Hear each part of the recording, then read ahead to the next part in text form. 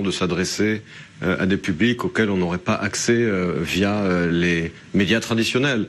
Benjamin Netanyahou a une très forte présence sur Facebook et sur Twitter, également sur YouTube, et cela lui permet effectivement d'avoir accès à des très larges publics et directement.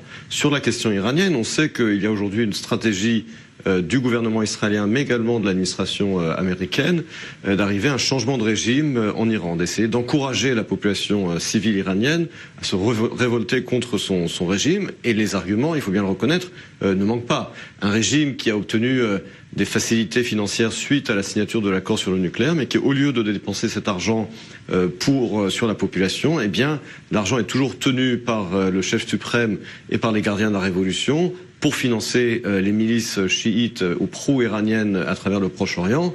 Et la population elle-même n'en bénéficie pas du tout. Donc je crois qu'il y a là un message très fort et que Netanyahou a raison de le communiquer.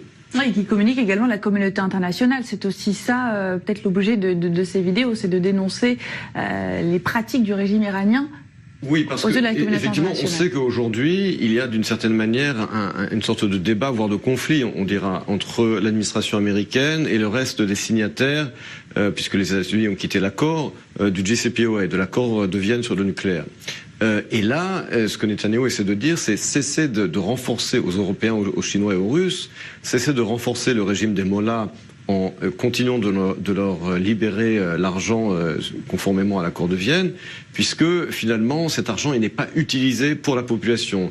Et le régime, il y a de fortes chances que le régime finisse par tomber si les États-Unis réimposent de fortes sanctions et s'il y a un message très clair de la communauté internationale directement à l'égard de la population iranienne. Donc je pense qu'il y a là effectivement une stratégie qu'il faut comprendre également dans le contexte de la lutte d'Israël et des États-Unis contre l'accord de Vienne. Alors justement, si on voit un peu plus loin sur cette stratégie de Benjamin Netanyahou, au-delà de l'adresse directe aux Iraniens, est-ce que vous pensez qu'en coulisses, d'un point de vue diplomatique, les Israéliens préparent déjà l'après en établissant des contacts avec de potentiels successeurs si le régime était renversé? Je pense que c'est encore tôt pour en parler, mais n'oublions pas qu'avant la révolution islamiste de 1979, Israël et l'Iran étaient des pays alliés. Oui. Des pays alliés. L'Iran était le principal fournisseur de pétrole d'Israël.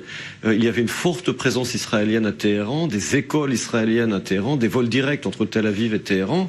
Tout ça, c'était avant la révolution iranienne. Donc c'est pas impossible du tout de rétablir ces relations dans l'ère post-communiste, post-islamiste. Merci infiniment, Emmanuel Navod.